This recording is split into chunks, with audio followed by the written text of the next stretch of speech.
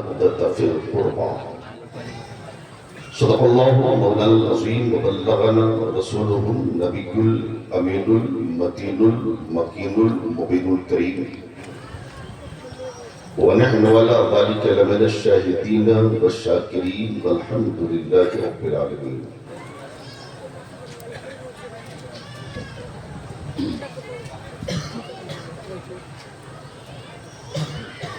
حضور پیر طریقت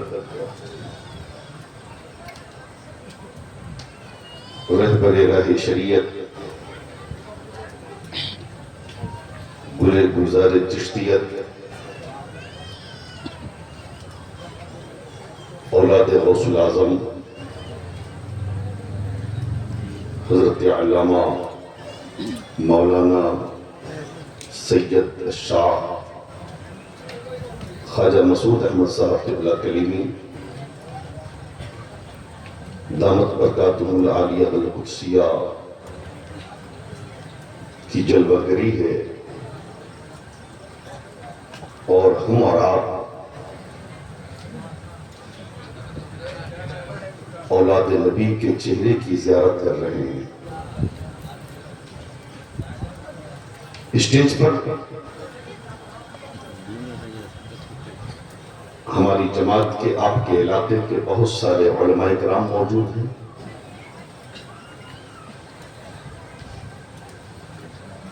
سب سے بڑی بات یہ ہے کہ آج شب عاشورہ ہے، جسے قتل حسین کی رات بھی کہتے ہیں۔ تو کیوں نہ ہم آج آقا حسین کا ذکر ان کے بیٹے کے سامنے کریں، اور آپ کو دیکھنے کے بعد تو لگتا ہے کہ دیوانہ بیدار ہو گیا ہے، اور بیدار ہونا بھی چاہیے۔ لیکن ایک بات بتا دوں،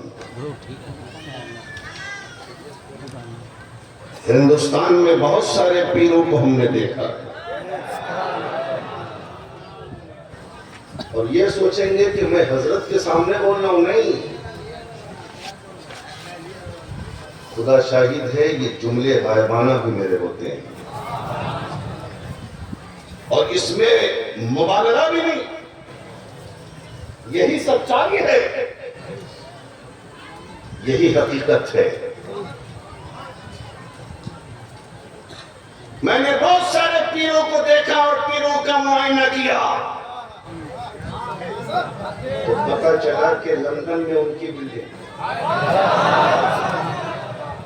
امریکہ میں ان کی بلڈنگ، افریقہ میں ان کے مکان، ان کے ہوٹل، انڈیا کے شہروں میں بے شمار مکان، کوٹھیاں، گاڑیاں وغیرہ وغیرہ۔ لیکن میں نے جب اس پیر کو دیکھا،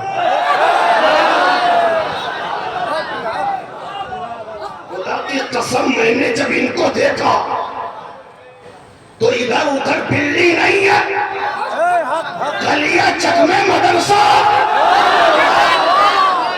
مرشد آباد میں مدرسہ، ملکی میں مدرسہ، راج محل میں مدرسہ۔ میں نے کہا مسعود میاں، یہ مدرسہ کے قیام کی ضرورت کیا ہے؟ مسعود ملت کہتے ہیں بیٹا ہم حسین کی اولاد ہیں، اور میرے پاپا حسین نے میدان کربلا میں قرآن کو بچانے کے لیے گردن دے دی، اور میں نے قرآن کو بچانے کے لیے مدرسہ کا قیام کیا۔ نہ ہم قرآن کو مٹنے دیں گے، نہ نبی کی شریعت کو مٹنے دیں گے۔ آج ہمارے سماج کو، آج ہماری قوم کو ایسے ہی پیر کی ضرورت ہے، اور بڑے خوش نصیب ہوں گے آپ۔ میں ایسا نہیں کہ میں حضرت کو آج سے جانتا ہوں، حضرت کی کرم نوازیاں محبتیں، شفقتیں لگ بھگ 15 سے 20 سالوں سے. یہ الگ بات ہے کہ بیچ میں ملاقات کا فاصلہ ذرا لمبا ہو گیا، لیکن حقیقت یہ ہے کہ اس مرد قلندر نے جو دین کا کام کیا ہے، اس مرد مجاہد نے جو اپنے بابا کی سنت پہ چل کے نبی کی شریعت کی حفاظت کا جو بیڑا اٹھایا ہے، اگر ہر خانقاہ کا پیر آگے بڑھ جائے اس کام کرنے کے لیے، تو نہ کوئی بیٹا قرآن کو آنکھ دکھا سکتا ہے، نہ مسلمان کو آنکھ دکھا سکتا ہے. اور مسلمانوں کو آنکھ دکھانے والوں، ذرا سنبھل کے دکھانا. ابھی بھارت میں حسین کا بیٹا زندہ ہے، ابھی ہندوستان میں علی کی اولاد زندہ ہے، اور جب تک علی کی اولاد ہندوستان میں رہے گی، نہ اس ہندوستان سے قرآن نکلے گا نہ مسلمان نکلے گا. اب یہ بتاؤ، تقریر سنو گے آپ؟ سنو گے؟ ذرا محبت سے بول دو یا حسین، اور پیار سے بولو یا حسین. اس نیت سے بولو کہ میرا آقا حسین کربلا سے ہمیں ملاحظہ کر رہا ہے. درود پاک پڑھ لیجیے. اللہم صلی علی سیدنا و نبینا و حبیبنا مولانا محمد بارک وسلم صلو علیہ. صلاة و سلام علیک یا رسول اللہ، صلاة و سلام علیک یا حبیب اللہ صلی اللہ تعالی علیہ وسلم. اے میاں سائلنٹ ہو.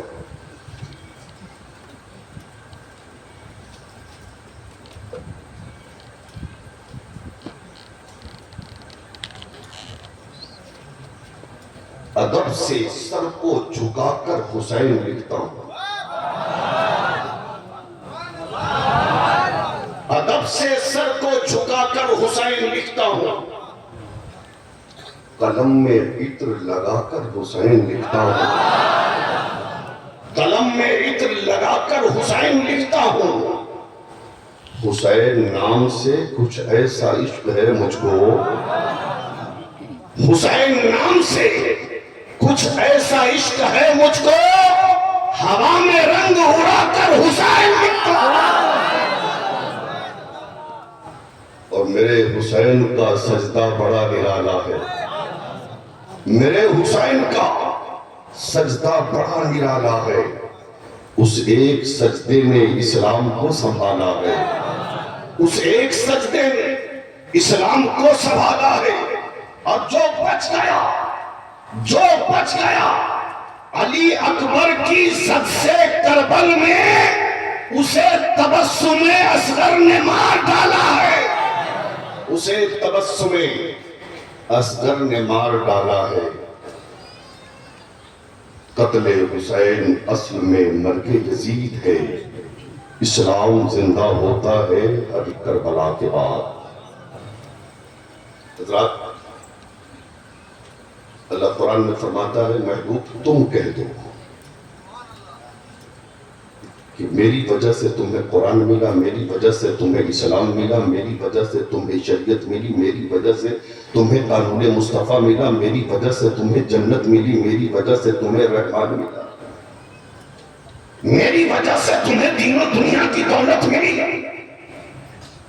لیکن اس کے باوجود میں تم سے اس پر کوئی بدلہ نہیں مانگتا، اس پہ کوئی اجر طلب نہیں کرتا. یا رسول اللہ، آپ کا تو کام ہے قرآن لے کے آنا، آپ لے کے آ گئے، اسلام لے کے آنا کام تھا، آپ آ گئے، شریعت لے کے آنا کام تھا، آپ لے کے آ گئے، پھر کس چیز پہ بدلہ نہیں مانگتے آپ؟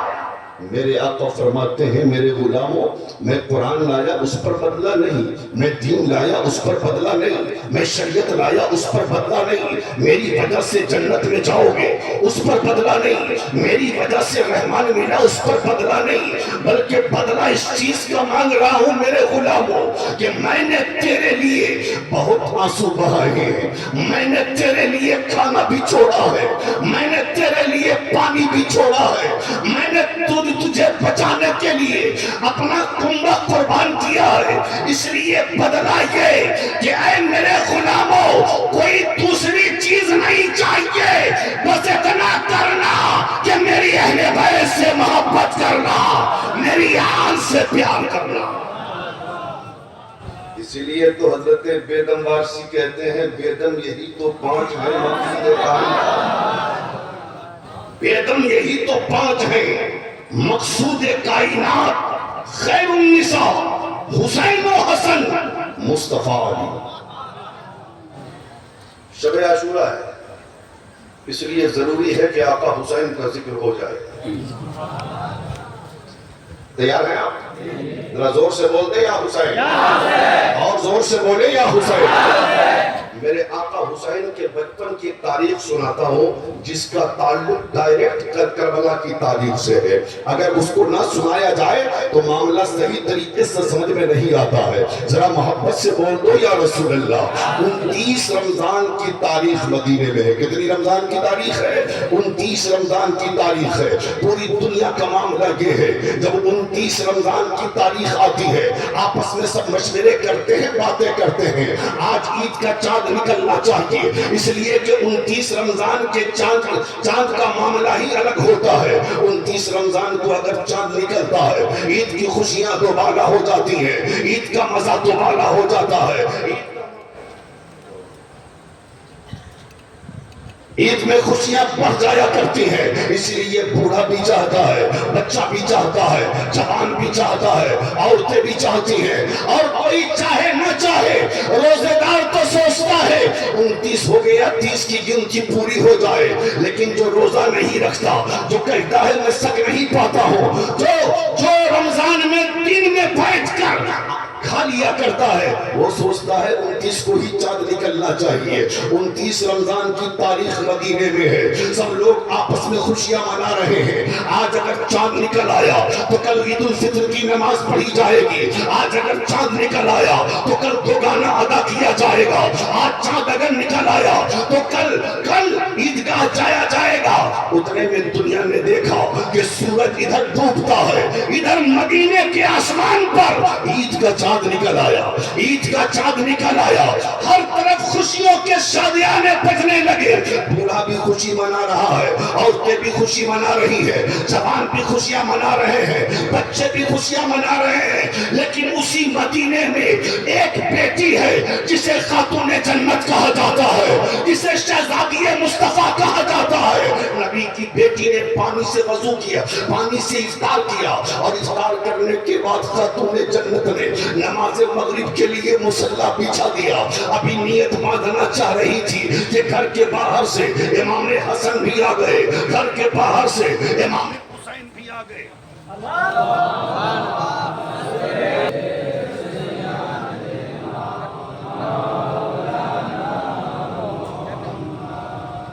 اللہ اللہ، گھر سے باہر سے، گھر کے باہر سے حسنین کریمین آ گئے، مصلی فاطمۃ الزہرا پہ آگے بیٹھ گئے۔ حضرت خاتون جنت نے کہا میرے بیٹو ہٹو میں نماز پڑھ لینے دو۔ حضرت امام حسنین کہتے ہیں امی جان سنا ہے عید کا چاند نکل آیا ہے، ہاں میرے بیٹے عید کا چاند نکل آیا ہے، اے میری امی جان کل سب لوگ عیدگاہ جائیں گے نا؟ ہاں میرے نونہالوں سب لوگ عیدگاہ جائیں گے، سب لوگ نئے نئے کپڑے پہن کے جائیں گے نا؟ سب لوگ نئے نئے کپڑے پہن کے جائیں گے۔ امی جان یہ بھی تو بتا دیں ہم کون سا کپڑا پہن کے جائیں گے، ہم کون سا جوڑا پہن کے جائیں گے؟ نبی کی بیٹی نے تھوڑی دیر تک سر کو نیچے رکھ کے سوچا اور سوچ کے کہا میرے بیٹو تم دونوں اسی کپڑے کو پہن کے جاؤ گے جس کپڑے کو تم نے ابھی پہن رکھا ہے۔ حضرت امام حسنین قدموں سے مچل جاتے ہیں اور قدموں سے لپٹ کے کہتے ہیں امی جان نہیں، مجھے بھی نیا جوڑا چاہیے، مجھے بھی نیا کپڑا چاہیے، مجھے بھی نیا لباس چاہیے۔ اے کلیہ چک تک کے حسینی مسلمانوں ذرا یہ تو بتاؤ، اور یہ تو بتاؤ، آج ہمارا معاملہ یہ ہے، ہمارے سماج میں امیر بھی ہے، ہمارے سماج میں متوسط طبقے کے لوگ بھی ہیں، ہمارے سماج میں غریب بھی ہے۔ امیر تو اپنے بچوں کے لیے کپڑے کا انتظام کر لیتا ہے، لیکن غریبوں کا حال یہ ہے کہ غریبوں کے پاس پیسے نہیں رہتے، اس کے باوجود بھی قرضہ لے کر، کسی سے ادھار لے کر وہ چھوٹے بچوں کے لیے کپڑے کا انتظام کرتا ہے۔ اس لیے وہ جانتا ہے اگر عید کے دن میرا بیٹا پرانا کپڑا پہن کے دوستوں میں چلا گیا اور کسی دوست نے کہہ دیا تیرا باپ کتنا بڑا بھتیجا تھا کہ سال میں ایک مرتبہ عید کا جوڑا نہ دلا سکا، تو پتا کہ میرے بیٹے کا دل ٹوٹ جائے گا۔ اللہ اللہ، آج ہمارے بچوں کے لیے کپڑے ہیں، آپ کے بچوں کے لیے کپڑے ہیں، لیکن آج مدینے میں حسین کے لیے کپڑا نہیں ہے، مدینے میں حسن کے لیے کپڑا نہیں ہے، آج مدینے میں مصطفیٰ کے نواسے کے لیے جوڑا نہیں ہے، علی کے راز دلانے کے لیے جوڑا نہیں ہے۔ حضرت فاطمہ الزہرا نے جب بچوں نے ضد کیا تو آنکھوں کے راستے سے قطرے آنسوں کے نکل گئے، دل کا غم آنکھوں کے راستے سے نکل گیا۔ حضرت بی بی فاطمہ نے آنکھوں کے پانی کو اپنے دوپٹے میں جذب کیا تاکہ بچوں کی نظر آنسوں پہ نہ پڑنے پائے۔ اس کے بعد بچے کہتے امی جان بولیے نا ہم ہٹ جائیں تاکہ آپ نماز پڑھ لیں۔ حضرت سیدہ فاطمہ نے تھوڑی دیر سوچنے کے بعد کہا ہاں میرے بیٹو گھبرانا مت، تم دونوں کا کپڑا صبح آ جائے گا، کل صبح آ جائے گا۔ بچوں نے پلٹ کے سوال کیا امی جان کل اگر کپڑا آئے گا تو سلے گا کب؟ درزی کی ساری دکانیں بند ہو گئی، اب دکانیں اس وقت کھلیں گی جب عید کی نماز ختم ہو گئی ہوگی، جب کپڑا کل آئے گا تو سلے گا کب؟ نبی کی شہزادی خاتون جنت کہتی ہے بیٹا گھبرانا مت، تم دونوں کا درزی سلایا کپڑا لے کے آئے گا، سلایا کپڑا لے کے آئے گا۔ اللہ اللہ، دونوں بچے مصلی سے ہٹ گئے۔ حضرت خاتون جنت نے مغرب کی نماز پڑھی، مغرب کی نماز پڑھنے کے بعد بچوں کو کھلایا پلایا سلا دیا، عشاء کی اذان ہو گئی، عشاء کی نماز پڑھا فاطمہ الزہرا نے۔ اس کے بعد جب رات کا آدھا حصہ گزر جاتا ہے، پورا مدینہ نیند کی آغوش میں ہے، بوڑھے بھی سو رہے ہیں، بچے بھی سو رہے ہیں، جوان بھی سو رہے ہیں، عورتیں بھی سو رہی ہیں، بچیاں بھی سو رہی ہیں، لیکن اسی مدینے میں ایک شہزادی ہے مصطفیٰ کی جو جاگ رہی ہے۔ عالم تصورات میں میں نے پوچھا اے نبی کی بیٹی فاطمہ الزہرا یہ تو بتا دیجئے آپ نے بچوں سے کپڑے کا انتظام کا وعدہ کر لیا ہے، پورا مدینہ سو گیا، ساری دکانیں بند ہو گئی، سارے بازار بند ہو گئے، ساری مارکیٹ بند ہو گئی، یہ تو بتائیں حسین کے لیے کپڑے کا انتظام کہاں سے کریں گے؟ حسن کے لیے کپڑے کا انتظام کہاں سے کریں گے؟ کل یکجک کے حسینی مسلمانوں ذرا توجہ سے سننا، حضرت خاتون جنت نے مصلی بچھا دیا اور مصلی بچھانے کے بعد کہتی ہے اے میرے بابا کے غلاموں، میں نے مان لیا مدینے کے بازار بند ہو گئے، میں نے مان لیا مدینے کی دکانیں بند ہو گئی، میں نے مان لیا مدینے کے مارکیٹ بند ہو گئے، لیکن سن لو جہاں پر سارے دروازے بند ہوتے ہیں وہیں پر مولا کا دروازہ کھل جایا کرتا ہے، رب کا دربار کھل جایا کرتا ہے۔ جو کسی دربار سے پورا نہیں ہوتا وہ پروردگار کے دربار سے پورا ہوتا۔ اللہ اللہ، حضرت خاتون جنت نے مصلی بچھا دیا، سر کو سجدے میں رکھ دیا، اس سر کو سجدے میں رکھ کر اپنے مولا کی بارگاہ میں دعا کرتی ہے میرے پالنہار تو علیم و خبیر ہے، تو دلوں کے راز سے واقف ہے، تو خوب جانتا ہے کہ کبھی تیری بندی فاطمہ نے جھوٹ نہیں بولا، کبھی تیری بندی فاطمہ نے کسی سے جھوٹا وعدہ نہیں کیا۔ اے میرا مالک، میں نے بچوں کے اصرار کی وجہ سے بچوں سے کپڑے کا وعدہ کر لیا ہے، اور میں کہاں سے انتظام کروں گی رات کے سناٹے میں کپڑے کا؟ اگر صبح حسنین کو کپڑا نہ مل سکا تو میرے مالک میں ہمیشہ کے لیے حسنین کے سامنے جھوٹی ہو جاؤں گی۔ میرے پروردگار، میرے پالنہار، میرے بچوں کے لیے کپڑے کا انتظام کر دے، میرے حسنین کے لیے جوڑے کا انتظام کر دے۔ رات بھر روتی رہی نبی کی بیٹی، رات بھر روتی رہی نبی کی بیٹی، اور نبی کی شہزادی دعا کرے قبول نہ ہو ایسا ہو ہی نہیں سکتا ہے۔ صبح کی سفیدی نمودار ہوتی ہے، باہر سے کوئی دروازے پہ دستک دے رہا ہے، اندر حسنین کا درزی ہوں، کپڑا لے کر آیا ہوں۔ ذرا زور سے بول دیں۔ اور اپنے اس عمل سے خاتون جنت نے قیامت تک آنے والی اسلام کی شہزادیوں کو سبق دیا۔ آج ہمارے آپ کے سماج میں، معاشرے میں ہوتا کیا ہے؟ کسی لڑکی کی شادی ہو گئی نہ، وہ سسرال آ گئی، نیا نیا معاملہ رہتا ہے، شوہر کی کمائی بہت اچھی ہے، کپڑے پہ کپڑا، لباس پہ لباس، جوڑے پہ جوڑا، زیور پہ زیور، ہاں یہ سب شوہر دیتا جا رہا ہے، عید میں ایک نہیں نہ جانے کتنے جوڑے دیتا ہے، تو بڑے اچھے مزے کی زندگی گزر جاتی ہے۔ لیکن جب کبھی ایسا ہوتا ہے کہ کاروباری حالات خراب ہو جائیں، دکانداری نہ چلے، بزنس نہ چلے، کاروبار نہ چلے، اور اگر کسی سال شوہر نے کہہ دیا بیگم تمہاری الماریوں میں تو بے شمار جوڑے نئے رکھے ہوئے ہیں، اسی میں سے کوئی ایک جوڑا سلا لو عید کے لیے، نیا جوڑا اس سے نہیں آ پائے گا، پھر اس کا دیکھیے غصہ، ہر طرف شوہر کے خلاف زبان کھولے گی، اپنے بھائی کے سامنے، اپنی ماں کے سامنے، اپنے باپ کے سامنے، اپنی سہیلیوں کے سامنے۔ اگر کوئی کہہ دے کہ میاں یہ تو بتاؤ گڈو کے ابو کا کیا حال ہے، تو آج عورتیں اس قدر ناشکری کی حد کو پار کر جاتی ہیں کہ وہ کہنے لگتی ہے ارے وہ ٹیچر ہے، وہ نکما ہے، وہ کام ہی نہیں کرتا ہے، وہ کیا کرے گا۔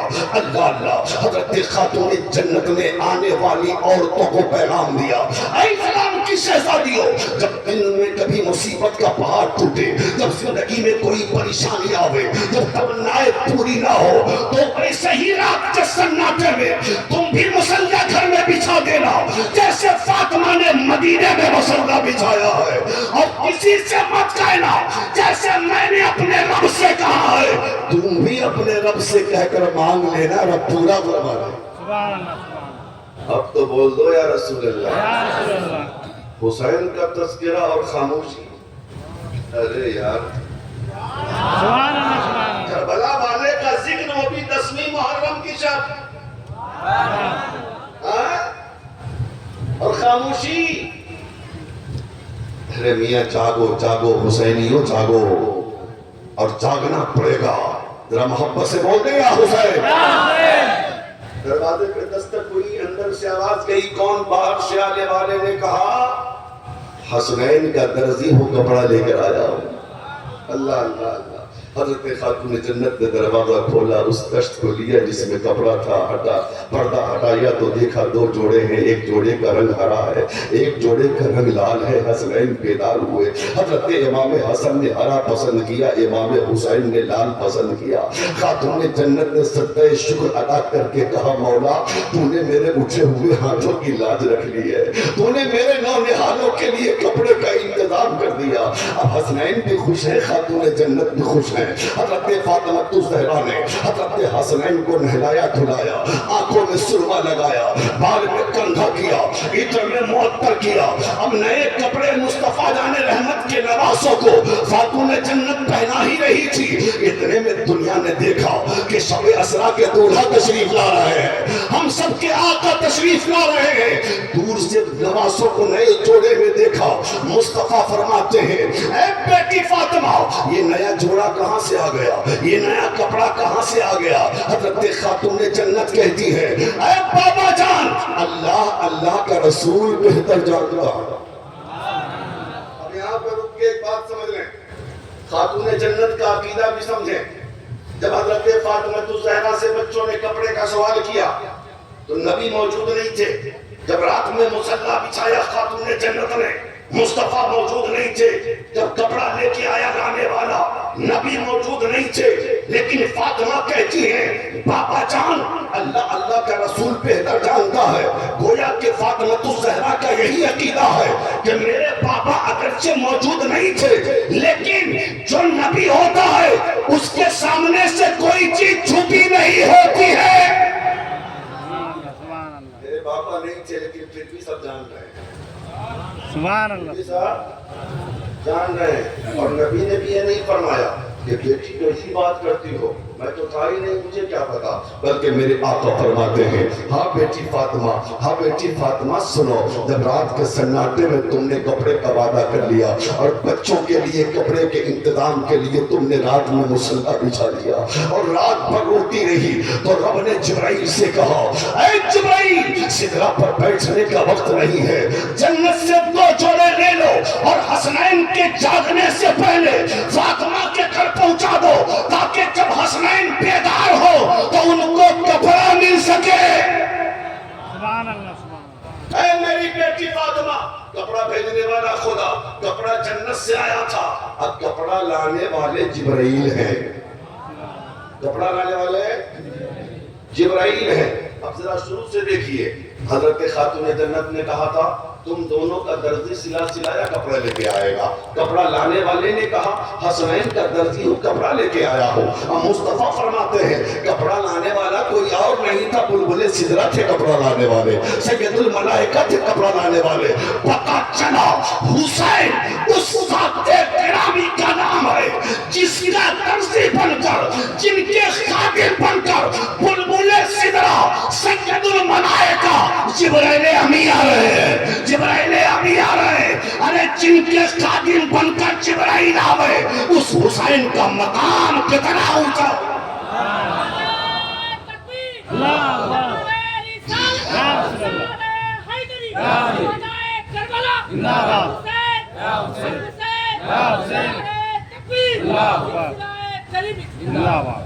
سبحان اللہ، بات سمجھ رہے ہیں آپ؟ بات سمجھ رہے ہیں؟ گھبرا تو نہیں رہے؟ ذرا محبت سے بول دیجئے یا حسین۔ اللہ، حضرت خاتون جنت نے دونوں بچوں کو سجا دیا، سوار دیا۔ اس کے بعد حضرت خاتون جنت نے حضرت امام حسن کی کے ہاتھ میں نانا کی داہنی انگلی پکڑوا دی، امام حسین کے ہاتھ میں نانا کی بائیں انگلی پکڑوا دی۔ اس کے بعد دونوں شہزادے اپنے نانا کے ساتھ عیدگاہ جا رہے ہیں، اپنے نانا کے ساتھ عیدگاہ جا رہے ہیں۔ توجہ ذرا ادھر کر لیجئے، یہیں سے کربلا شروع ہو رہا ہے، یہیں سے کربلا، یہیں سے تاریخ یوں ٹن لے رہی ہے۔ اللہ کے رسول کے ساتھ دونوں نواسے چلے ہیں، تھوڑی دور آگے بڑھے، حضرت امام حسنین کہتے ہیں نانا جان کپڑا چاہیے تھا مل گیا، لیکن دیکھ رہا ہوں کہ سارے لوگ اپنی اپنی سواریوں پہ سوار ہو کے جا رہے ہیں، نانا جان ہمیں بھی سواری دے دیجئے نا۔ اللہ اللہ، اچھا یہ بتاؤ اگر مصطفیٰ فرما دیتے اے ابو بکر میرے حسنین کے لیے سواری لاؤ، ایک نہیں سینکڑوں سواریاں آ گئی ہوتی۔ اگر مصطفیٰ فرما دیتے اے عمر میرے حسنین کے لیے سواری لاؤ، ایک نہیں سینکڑوں سواریاں آ گئی ہوتی۔ اگر مصطفیٰ فرما دیتے اے عثمان میرے حسنین کے لیے سواری لاؤ تو سینکڑوں سواریاں آ گئی ہوتی۔ لیکن میرے آقا نے نہ ابو بکر سے سواری لانے کا حکم دیا، نہ عمر کو حکم دیا، نہ عثمان کو حکم دیا، بلکہ میرے آقا فرماتے ہیں اے حسن سواری چاہیے، آؤ میرے داہنے کاندھے پہ سوار ہو جاؤ، یہ تمہاری سواری ہے۔ حسین سواری چاہیے، میرے بائیں کاندھے پہ سوار ہو جاؤ، یہ تمہاری سواری ہے۔ اب دونوں نواسے نانا کے کاندھے پہ سوار ہو کر عیدگاہ کی طرف چلے ہیں، تھوڑی دور آگے بڑھے ہیں کہ دونوں بچے عرض کرتے ہیں نانا جان کپڑے چاہیے تھے مل گئے، سواری چاہیے تھی مل گئی، لیکن ایک سوار جب کسی سواری پر سوار ہوتا ہے تو اس سواری کی لگام سوار کے ہاتھ میں ہوتی ہے۔ آقا ہمیں بھی لگام دے دیجئے نا، ہمیں بھی لگام دے دیجئے نا۔ میرے آقا فرماتے ہیں حسن لگام چاہیے، میرے داہنے طرف کے زلف کو پکڑ لو یہ تمہارا لگام ہے۔ حسین لگام چاہیے، میرے بائیں طرف کے زلف کو پکڑ لو یہ تمہارا لگام ہے۔ رسول اللہ نے عید کے دن اپنے زلفوں کا لگام بنا کر اور حسنین کے ہاتھ میں دے کر دنیا والوں کو پیغام دیا اے دنیا والوں میں حسنین سے محبت کرتا ہوں، تم بھی حسنین سے محبت کرو۔ میرے آقا فرماتے ہیں مات علی حب آل محمد مات شہیدہ، جو آل محمد کی محبت میں مرتا ہے وہ عام موت نہیں مرتا، وہ شہادت کی موت ہے۔ آقا فرماتے ہیں مات علی حب آل محمد مات مومنہ، جو آل نبی کی محبت میں مرتا ہے اس حال میں مرتا ہے کہ وہ مومن بن کے مرتا ہے۔ جا رہے ہیں نانا کے ساتھ، نانا کے کاندھے پر سوار ہو کر عیدگاہ۔ اب یہیں سے کربلا شروع ہوتا ہے، بچپن ہے حسین کا، اب قریب ہے عیدگاہ۔ میرے آقا فرماتے حسین اور کچھ چاہیے؟ نہیں نانا، کپڑے چاہیے تھے مل گئے، سواری چاہیے تھی مل گئی، اور لگام چاہیے تھی مل گئے، اب کچھ نہیں چاہیے۔ میرے آقا فرماتے حسین اب مجھے چاہیے تم سے کچھ، ذرا بولیے نا، اب مجھے چاہیے۔ نانا مجھ سے سب کچھ تو دیا ہوا آپ کا ہے، کیا ہے میرے پاس؟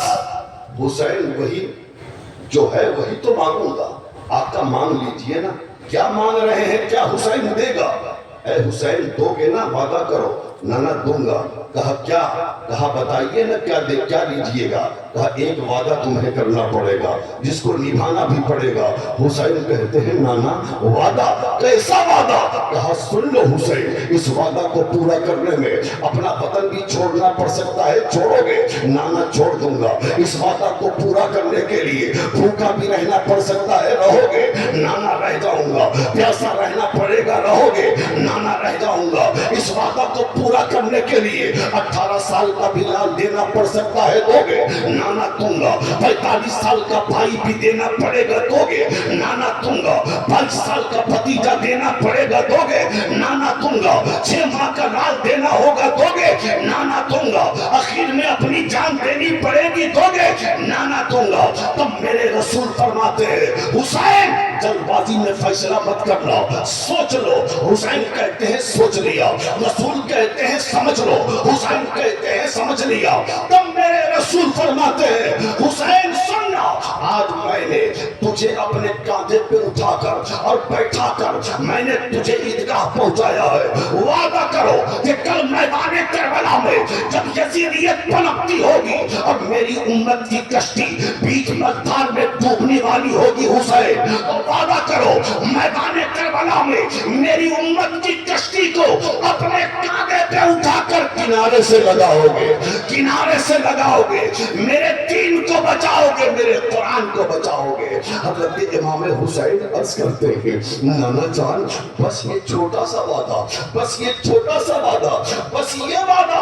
نانا جان حسین یزیدیوں سے نہیں ڈرتا، نانا جان حسین نے دودھ پیا ہے خاتون جنت کا، حسین کی رگوں میں حیدر کا خون ہے، نانا جان حسین کے لوٹوں کو چوسا ہے آپ نے۔ حسین وعدہ کرتا ہے کہ جب تک حسین کی رگوں میں ایک ایک قطرہ لہو باقی ہے کربلا میں کسی یزیدی کو پنپنے نہیں دیا جائے گا، بلکہ حسین اپنے جسم کا ایک ایک قطرہ لہو دے کر اسلام کو بھی بچائے گا، قرآن کو بھی بچائے گا، اسلام کو بھی بچائے گا اور قرآن کو بھی بچائے گا۔ بچپن میں امام نے وعدہ کیا تھا، آج ہمارا حال کیا ہے؟ ابھی وعدہ کر لیا کل بھول گیا، کل وعدہ کر لیا پرسوں بھول گیا، ابھی وعدہ کیا 2 گھنٹے کے بعد بھول گئے۔ لیکن امام بچپن میں وعدہ کر رہے ہیں اور پورا کب کر رہے ہیں پتہ ہے؟ وقت شہادت امام کی عمر کتنی تھی؟ 56 سال 6 مہینہ 4 دن۔ کتنے؟ 56 سال 6 مہینہ 4 دن کی عمر تھی امام پاک کی وقت شہادت۔ موٹا موٹی مان لو 56.5 سال بچپن میں وعدہ کیا تھا، پورا کر رہے حسین۔ آج کچھ ظالم لوگ کہتے ہیں کہ حسین کربلا گئے تھے اقتدار کے لیے۔ ارے ظالم حسین تو اس ذات کا نام ہے، اگر حسین چاہتے تو ٹھوکروں میں بادشاہت بڑھتی، شہنشاہیت حسین کے ٹھوکروں، حسین اقتدار کے لیے کربلا جاتے تو 7 سال کی سکینہ کو نہ لے جاتے، 14 سال کے عباس زین العابدین کو نہ لے جاتے، 6 ماہ کا اصغر ساتھ نہ ہوتا، عورتیں نہ ہوتی، بہن نہ ہوتی، بوڑھے نہ ہوتے، بیمار نہ ہوتے، حسین تو اپنا وعدہ نبھانے گئے تھے۔ اور پانی جو بند ہوا، لوگ کہتے ہیں حسین کربلا میں مجبور تھے، ظالم میرا حسین نہ کل مجبور تھا نہ آج مجبور ہے، میرا حسین کل بھی مختار تھا آج بھی مختار ہے۔ یہ الگ بات ہے کربلا میں حسین مظلوم تھے، اگر ٹھوکر مار دیتے تو ویسے ہی زمزم نکلتا کربلا کی ریتوں سے جیسے اسماعیل کی ٹھوکر نے زمزم نکالا تھا. اور سنو بات یاد آ گئی تو سنو. حضرت امام علی اصغر نام سنا؟ نام سنا جی. سینے میں دل ہے؟ ہاں تو سنو. امام علی اصغر تاریخوں میں آتا ہے وقت شہادت 6 مہینے کی عمر پاک تھی. لیکن کسی کتاب میں یہ نہیں ہے کہ حضرت علی اصغر کو زمین پہ کسی نے لٹایا. کبھی شہربانوں کے ہاتھ میں، کبھی ام رباب کی گود میں، کبھی حضرت زینب کی گود میں، کبھی قاسم کی گود میں، کبھی علی اکبر کی گود میں، کبھی سکینہ کی گود میں، کبھی زینب کی گود میں، اور کبھی حسین کی گود میں علی اصغر. کبھی حسین کی گود میں علی اصغر. آسان تھا نا خیمے میں کپڑا یا کوئی چٹائی بچھا کر اصغر کو لٹایا جا سکتا تھا کربلا میں، لیکن لٹایا کیوں نہیں گیا؟ پتا ہے یہ خطرہ تھا کہ اگر اصغر کو زمین پہ لٹایا جاتا تو کہیں ایسا نہ ہو کہ اصغر اگر ایڑی رگڑ دے تو کہیں دوسرا زمزم نہ زمین سے نکل آئے، کہیں دوسرا زمزم نہ زمین سے نکل آئے. اسی لیے گودیوں پہ ٹہلتے رہے اصغر، ہاتھوں پہ چلتے رہے اصغر.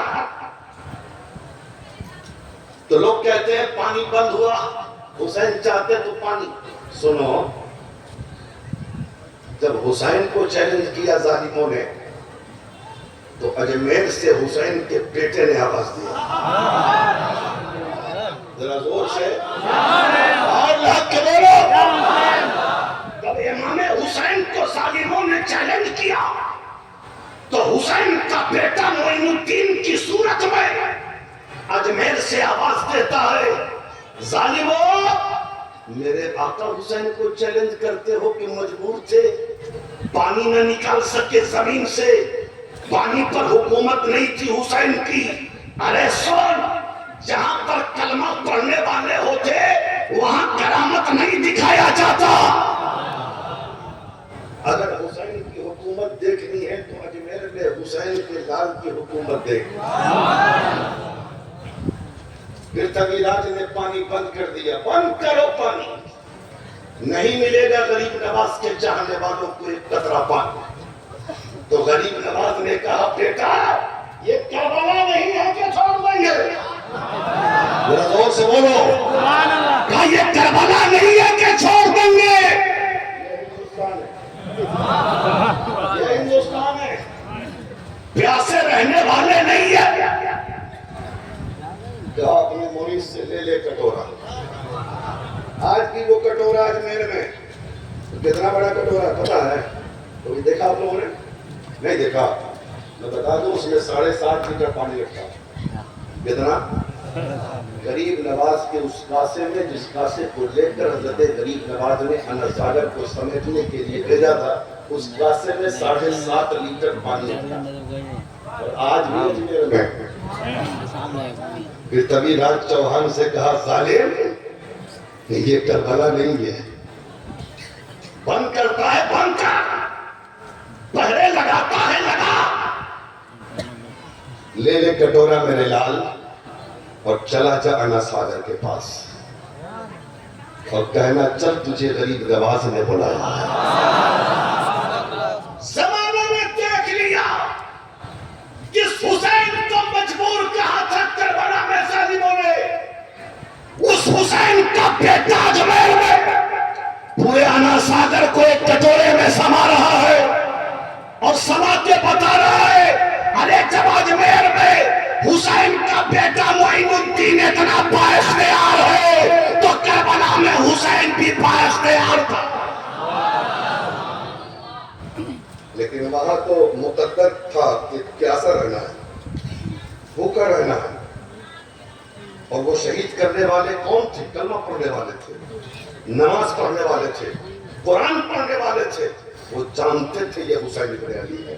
وہ جانتے تھے یہ مصطفیٰ کا نوازا ہے، وہ جانتے تھے یہ فاطمہ کا بیٹا ہے، وہ جانتے تھے یہ جنتی جوانوں کا سردار ہے، وہ جانتے تھے کہ یہ جنتی جوانوں کا سردار ہے، وہ جانتے تھے کہ یہ وہ حسین ہے جن کے لیے رسول نے خطبہ کو چھوڑ دیا، یہ وہ حسین ہے جن کے لیے مصطفیٰ نے سجدہ گنبا کر دیا، یہ وہ حسین ہے جن کے ہونٹوں کو چوسا ہے مصطفیٰ نے، وہ جانتے تھے یہ وہی حسین ہے جن کے لیے فرشتے نے جنت سے جوڑا لایا، یہ وہی حسین ہے۔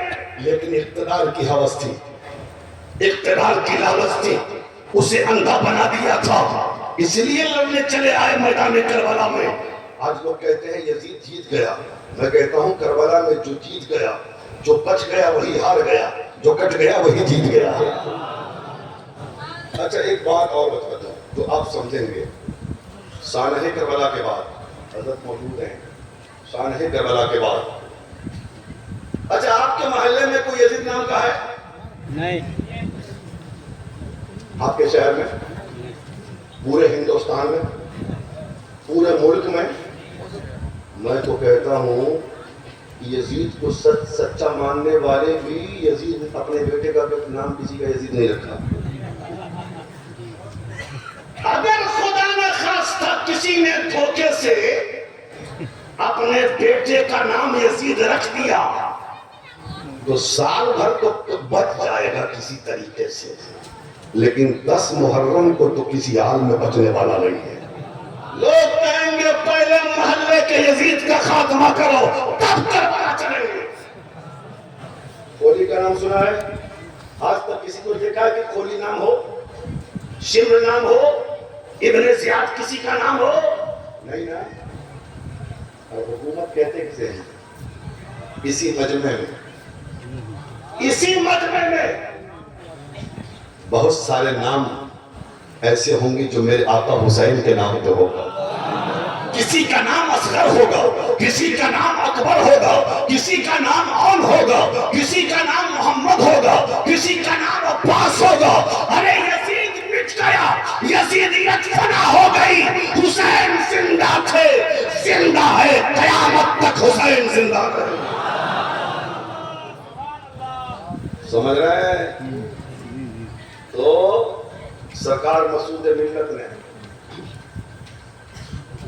اپنے بابا حسین کے مشن کو زندہ رکھا ہے۔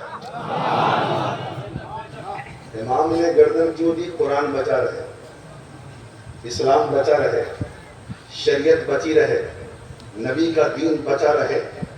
اتنے دیوانے ہیں میاں، اگر مسعود ملت چاہتے نا ہاں تو ہر شہر میں بلڈنگیں ہوتی، ہر شہر میں کاروبار ہوتا، ہر شہر میں ہوٹل ہوتے، ہر شہر میں کام کرنے کے لیے پیسے کمانے کا ذریعہ ہوتا کہ نہیں؟ لیکن میں نے جتنا جانا ہے، آج عاشورہ کی شب میں میرا آقا حسین بھی ملاحظہ کر رہا ہے، ہمیں بھی اور اپنے بیٹے کو بھی، اپنی اولاد کو بھی اور اپنے غلاموں کو بھی۔ یہ زمانہ یہ کہنے پہ ابھی ہم لوگ بیٹھ کے کمرے میں بات کر رہے تھے، ایک صاحب کہنے لگے حضرات یہ سرکار مسعود ملت، سرکار مسعود ملت اور سرکار بوڑھا میاں علیہ الرحمہ کا فیضان ہے، ان کا کرم ہے کہ انہوں نے جگہ جگہ بنگال میں مدرسہ قائم کر کے ویسے ہی اسلام کو بچایا ہے جیسے ہمارے اکابرین نے اسلام کو بچایا ہے۔ صحیح بات ہے، صحیح بات کی ہے، ہاں نہیں تو آج ایک مدرسہ چلانے میں تو دماغ خراب ہو جاتا ہے میاں۔ میرا خیال یہ ہے کہ پورے مالدہ ملا کے، فرقہ ملا کے، راج محل، یہ پورا جو علاقہ ہے سرکار مسعود ملت کا ہے، اور دین کا کام اس وقت تک سفر نہیں ہو سکتا جب تک کہ اس میں خلوص نہ ہو، اس میں محبت نہ ہو، ہاں اس میں اللہ کی رضا شامل نہ ہو، اس میں مصطفیٰ کی خوشنودی شامل نہ ہو۔ پتہ چلا حضور مسعود ملت کا یہ مشن آج تک سفل ہوتا رہا ہے، اور میرا ایقان کہتا ہے، یقین کہتا ہے کہ جب تک دنیا قائم رہے گی سرکار مسعود ملت اور سرکار مسعود ملت کا مشن آگے بڑھتا رہے گا اور کامیاب ہوتا۔ سمجھ رہے ہیں؟ آج ہم دیکھتے ہم دیکھتے ہیں، ہر اعتبار سے دیکھتے ہیں کہ آج دنیا کمانے کے لیے لوگ کیا کر رہے ہیں، کیا کر رہے ہیں نا؟ میرے آقا حسین کی عظمت کا وہ کون بیان کر سکتا ہے؟ ایک شہادت بیان کرتے ہیں، ٹھیک ہے؟ آج شب عاشورہ ہے، اس لیے ضرورت ہے کہ ایک شہادت بیان کر دیا جائے۔ بول دیجئے، بیان کر دو، ذرا زور سے بول دیجئے محبت کے ساتھ۔ 10 محرم جب کل کی رات محرم کی آنے والی ہے، دیکھیے یہ شب جو ہے نا، اس شب میں جب یقین ہو گیا کہ یہ ظالم یزیدی ہم سے لڑائی کرنے کے لیے تیار ہے، ہم سے لڑائی کرنے کے لیے تیار ہے، حضرت امام حسین نے رات کے سناٹے میں اپنے اصحاب کو ایک خیمے میں آواز دیا، بلا لیا، اور بلانے کے بعد امام حسین کہتے ہیں، اے میرے لوگوں، اے میرے چاہنے والوں، میرے جانساروں، یہ یزید کو دشمنی مجھ سے ہے، میری جان کا دشمن ہے۔ ایسا ہے کہ اپنے لیے، میرے لیے اپنے بچوں کو یتیم مت کرو، اپنی بیویوں کو بیوہ مت کرو، تم لوگوں نے یہاں تک میرا ساتھ دیا ہے، تمہارا بہت بہت شکریہ ہے۔ اب کوئی جانا چاہتا ہے تو میں کسی سے ناراض نہیں ہوں، وہ یہاں سے جا سکتا ہے، میرا معاملہ یزید کے ساتھ ہے، میں سمجھ لوں گا۔ اتنا پیغام جب دے دیا امام علی مقام نے، اس کے بعد چراغ بجھا دیا، یہ سوچ کر ہو سکتا ہے چراغ کی روشنی میں کوئی جانے کے لیے تیار نہ ہو، لیکن جب اندھیرا چھائے گا تو ہو سکتا ہے کوئی اٹھ کے چلا جائے، اپنے بچوں کے لیے، اپنی بیویوں کے لیے، اپنے گھر کے لوگوں کے لیے، اپنے رشتہ دار کے لیے، اپنے خاندان کے لیے۔ تھوڑی دیر تک چراغ بجھا رہا، اور تھوڑی دیر کے بعد جب چراغ جلایا گیا تو دیکھا امام نے کہ سارے جانساران ویسے ہی بیٹھے ہوئے ہیں اپنی جگہ پہ جیسے چراغ بجھانے سے پہلے بیٹھے ہوئے تھے۔ حضرت امام کہتے ہیں، اے میرے چاہنے والوں، کیوں نہیں گئے، کیوں نہیں گئے؟ سب لوگ رو کے کہتے ہیں، آقا آقا، ہم نے یہاں تک ساتھ دیا ہے، اب آگے آپ کو چھوڑ کر ہم چلے جائیں گے، کل میدان محشر میں مصطفیٰ کو کیا جواب دیں گے؟ میرے آقا حسین، آپ کی جان اگر جائے گی تو آپ سے پہلے آپ کے نام پر ہم قربان ہونے کے لیے تیار ہیں، تاکہ میدان محشر میں مصطفیٰ نے اگر پوچھ دیا تو ہم سرخرو ہو سکے۔ اللہ اللہ۔ حضرت شہربانوں سے آقا حسین کہتے ہیں، اے شہربانوں، تم بہت بڑے گھرانے کی ہو، بہت مصیبتوں میں تم نے میرا ساتھ دیا ہے، تم بھی اپنے بیٹے کو لوٹ چلی جاؤ۔ حضرت شہربانوں کہتی، آقا کیسی بات کرتے ہیں، آپ کے نکاح میں آنے کے بعد تو آپ نے مجھے جنت کا حقدار بنا دیا، میں تو نبی کی رشتہ دار ہو گئی، میں کبھی بھی آپ کو آپ کے ساتھ، آپ کا ساتھ چھوڑ کے نہیں جا سکتی ہوں۔ اللہ اللہ۔ میدان کربلا ہے، میدان کربلا ہے، رات کے تیسرے پہر حضرت امام حسین نے حضرت علی اکبر سے کہا، علی اکبر، جاؤ ذرا میدان کربلا کا معائنہ کر کے آؤ، میدان کربلا کو دیکھ کے آؤ۔ حضرت امام علی اکبر جاتے ہیں، میدان کربلا کا معائنہ کرتے ہیں، اور معائنہ کرنے کے بعد جب امام حسین کی بارگاہ میں آتے تو امام کہتے ہیں، اکبر کچھ دیکھا میدان کربلا میں؟ ہاں بابا جان، میدان کربلا میں ایک عجیب چیز دیکھا کہ جب میں گیا میدان کربلا میں تو بیچ میدان میں ایک خاتون کو دیکھا جو نقاب پوش تھی، جو میدان کربلا میں جھاڑو لگا رہی تھی۔ میں نے پوچھنا چاہا، اے خاتون، آخر میدان کربلا کو جھاڑو کیوں لگا رہی ہو؟ تو وہ خاتون کہتی ہے، بیٹا میں اس لیے لگا رہی ہوں کہ کل میرا حسین یہیں پر گھوڑے سے گرے گا تاکہ میرے حسین کو کنکر پتھر نہ چوبنے پائے۔ اللہ اللہ، اتنا ہی جواب ملا ہے۔ اب بابا آپ بتا دے وہ کون ہے؟ حضرت امام حسین کہتے ہیں، اے علی اکبر، میدان کربلا میں جھاڑو لگانے والی اور کنکر پتھر کو صاف کرنے والی وہ کوئی اور نہیں بلکہ وہ تمہاری دادی اور میری ماں فاطمہ الزہرا تھی جو میدان کربلا کو صاف کر رہی۔ اللہ اللہ، کہاں کہاں تلاش کرو گے حسین کی عظمت کو؟ اتنا آسان ہے کربلا سننا اور کربلا سنانا؟ میں کہتا ہوں اپنے آپ کو بدلنا ہے، اپنی نسلوں کو بدلنا ہے، اپنے بچوں کو کربلا سنایا کرو، اپنے بچوں کو کربلا سکھایا کرو، اپنے بچوں کو کربلا سکھایا کرو۔ اگر کربلا سکھاؤ گے نا، اسے پتا چلے گا کہ اسلام کی اتنی اچھی صورت، اسلام کا اتنا اچھا چہرہ، قرآن کا اتنا پوتر اور پاک چہرہ ایسے ہی ہم تک نہیں پہنچا ہے، بلکہ جب الیسگر کا خون اسلام کی جڑوں میں آیا ہے تب اسلام بچا ہے، جب عباس کا خون آیا ہے تب اسلام بچا ہے جب قاسم کا لہو آیا ہے، تب اسلام بچا ہے جب حیدر کرار کے لال کا لہو آیا ہے، تب اسلام بچا ہے۔ اور آج ہمیں گردن کٹانے کی ضرورت نہیں ہے، آج ہمیں اپنی قربانیاں دینے کی ضرورت نہیں ہے، آج کردار حسینی اپنانے کی ضرورت ہے۔ تو دو جملے میں میری تقریر ختم ہو رہی ہے، دو جملہ۔ آج تک نبی ہونے کا دعویٰ بہت سارے لوگوں نے کیا، آپ تاریخ اٹھائیں پڑھنا سے پوچھیں، لیکن آج تک کسی نے حسین ہونے کا دعویٰ نہیں کیا۔ سنیں، نبی ہونے کا، رسول ہونے کا دعویٰ تو بہتوں نے کیا، لیکن حسین ہونے کا دعویٰ کسی نے نہیں کیا۔ پتا ہے کیوں؟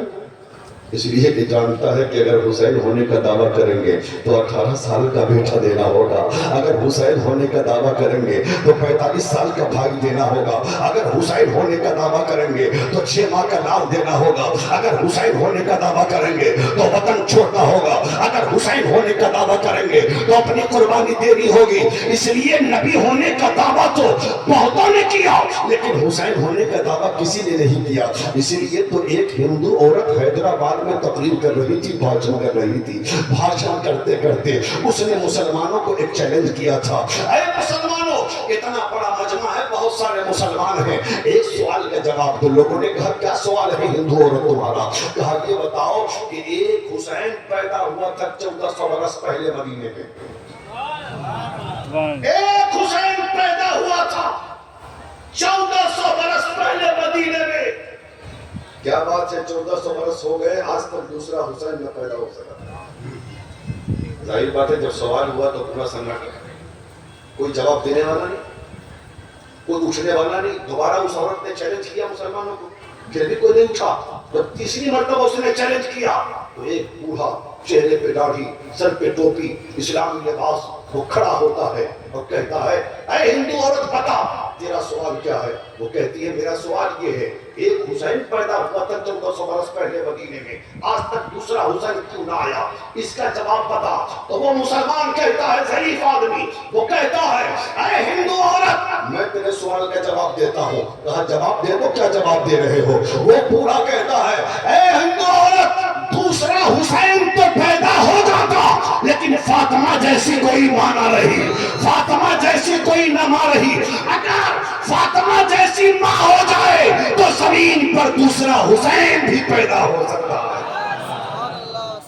اس لیے مسلمانوں اپنی بچیوں کو کنیز فاطمہ بناؤ، اپنے بچوں کو امام کا کردار سناؤ، اپنے گھر میں کربلا کی تاریخ سنایا کرو اور اپنے آپ کو بدلو۔ دو جملوں میں تاریخ کربلا، گردن کٹایا حسین نے سجدے میں، اور یہ سبق دیا مسلمانوں کبھی نماز مت چھوڑنا، کبھی نماز مت چھوڑنا، اور کٹا ہوا سر نیزے پہ چڑھ کے قرآن پڑھا اور قرآن پڑھ کے کہا حسینیہ کبھی قرآن مت چھوڑنا۔ اور آج ہم نماز بھی چھوڑتے ہیں، ہم قرآن بھی چھوڑتے ہیں۔ نماز تو جمعہ پھر 2 رکعت، وہ بھی سب سے لاسٹ میں جائے گا، سب سے فرسٹ میں آئے گا۔ اور قرآن کو بس کیا کرنا ہے، وہ جزدان میں لپیٹا ہوا جہیز میں بھی ملا قرآن، تو وہ جزدان میں لپیٹا ہوا تاج پہ رکھا ہے، پڑھنے ہی نہیں آتا۔ سال میں 1 مرتبہ عورتیں شب برات میں پڑھتی ہیں، لیکن مردوں کو تو موبائل سے مطلب ہے، قرآن سے کیا مطلب ہے؟ بدلو میاں بدلو، بدلو اپنے آپ کو، چہرے پہ داڑھی سجاؤ، جسم پہ اسلامی لباس سجاؤ، اپنی مسجدوں کو آباد کرو، قرآن کو سینے سے لگاؤ۔ ارے سر کٹا نہیں سکتے، سر کو تو جھکا سکتے ہو نا۔ بولو نماز پڑھو گے نہیں؟ بولو آج کی رات امام حسین نے رات کے 2 حصے کیے تھے، ایک حصے میں نمازیں پڑھی کربلا میں اہل بیت نے، اور ایک حصے میں قرآن پڑھا، ایک حصے میں قرآن پڑھا۔ ہم اہل بیت سے محبت کرنے والے ہیں، اہل بیت کے نام پہ اپنی جان دینے والے ہیں۔ ارے ہم خوش نصیب ہیں کہ ہمارے ہاتھوں میں سیدت کا دامن ہے نا؟ تو ہمیں نماز پڑھنا چاہیے کہ نہیں؟ ارے پڑھو گے نماز نہیں ہے؟ پڑھنا ہے نماز؟ ہاتھ اٹھاؤ، سب پڑھو گے نماز؟ جمعہ جمعہ پڑھو گے نا 5 بار؟ آج ہی فضل سے شروع کرو. یہ تو وہی حال ہو گیا کہ مولوی صاحب انتظار میں گئے، اب بے نمازی کے خلاف تقریر کر ڈالی. اب وہاں تو کوئی نماز ہی نہیں پڑھ رہا تھا، صبح صبح نذرانہ کسی کا ڈنڈے لے کے لے بھاگے. مولوی صاحب ہم نے تمہیں بلایا تقریر کرنے کے لیے کہ ہماری تعریف کرو اور ہمارے خلاف تقریر کر ڈالی. تمہارے خلاف کہاں؟ بے نمازی کے خلاف کیا تو ہم لوگوں سے بڑا بے نمازی کون ہے؟ اب مولانا کو تو نکلنا ہے نہیں تو مار کے تو توڑ دے گا اس کو. ارے آپ لوگ تو سب سے بڑے نمازی ہیں. کیسے؟ عید پڑھتے ہیں کہ ہاں عید تو بہت پہلے سے عیدگاہ میں لا کے بیٹھے کرتے ہیں. کہا بتائیے سال میں 1 مرتبہ عید کی نماز پڑھتے ہیں، اتنی بڑی نماز، نیا کپڑا پہن کے، اتنا خرچ کر کے، تو آپ سے بڑا کون نمازی ہوگا؟ ٹھیک بول رہے ہیں. خوب نذرانہ دیا اور مولانا کو رخصت کرتے ہیں. سمجھ رہے ہیں نا؟ تو لوگ نماز کا وعدہ تو کر لیتے ہیں لیکن نماز پڑھتے نہیں. قسم خدا کی نماز پڑھو، اپنے روٹھے ہوئے مولا کو منا لو، اپنے مصطفیٰ کو منا لو. ہمارے ملک کے حالات اچھے نہیں ہیں. مسلمان ہر جگہ مارا جا رہا ہے، ہر جگہ کاٹا جا رہا ہے، ہر جگہ مسلمانوں کی دکانیں جلائی جا رہی ہیں، مسلمانوں کے مکان کو مسمار کیا جا رہا ہے، مسلمانوں کے گھروں کو، مدرسوں کو، مسجدوں کو توڑا جا رہا ہے، مسلمانوں کی بیٹیوں کی عزت کو لوٹا جا رہا ہے، مسلمانوں کے جسم سے ایک ایک قطرہ لہو نکالا جا رہا ہے. بیدار ہو جاؤ اور یہ سوچ لو کہ اللہ کے سوا کوئی مددگار نہیں، مصطفیٰ کے سوا کوئی مددگار نہیں. دیکھ رہے ہو فلسطین میں کیا ہو رہا ہے، فلسطین میں کیا ہو رہا ہے. آج کی شب ان فلسطین کے بھائیوں کے لیے دعا کرو کہ مولا ان یہودیوں کو صفحہ ہستی سے مٹا دے جن یہودیوں نے فلسطین کے مسلمانوں پر ظلم و ستم کیا ہے. کیا ضرورت تھی ان کو اتنا کچھ اپنے آپ کو ختم کروانے کی؟ لیکن دیکھو فلسطین کا مسلمان دکانیں لٹ گئی لیکن سجدہ شکر ادا کر رہا ہے، مکان ٹوٹ گئے لیکن سجدہ شکر ادا کر رہا ہے. اور کہتا ہے جب تک ہماری رگوں میں خون ہے ہم سجدہ شبیری اور سنت شبیری ہمیشہ ادا کرتے رہے. ہمیں تو ایسا نہیں کرنا نا، ہمیں سر کو جھکا کر اپنے لیے دعا کرنا ہے، اپنے بھائیوں کے لیے دعا کرنا ہے. اس لیے میرے بھائی، ہاں یہ چند جملے تھے آج کی شب میں. دعا کرتے ہیں میرا بھائی کہاں کہیں بھی پریشان حال ہے، اللہ میرے بھائیوں کی مدد فرمائے. جو بیمار ہے میرے بھائیوں میں وہ ان بھائیوں کو اللہ شفائے کامل و عاجل عطا فرمائے. جن غریب کی بیٹیوں کی شادیاں نہیں ہو رہی ہیں مولا ان بیٹیوں کی شادیوں کا انتظام فرما دے. اللہ تعالیٰ سے دعا ہے اللہ تعالیٰ ہم سب کو عمل خیر کی توفیق عطا فرمائے. میرے بولنے میں کوئی بھی عملاً سہواً خطائیں لغزشیں بھول چوک ہو گئی ہو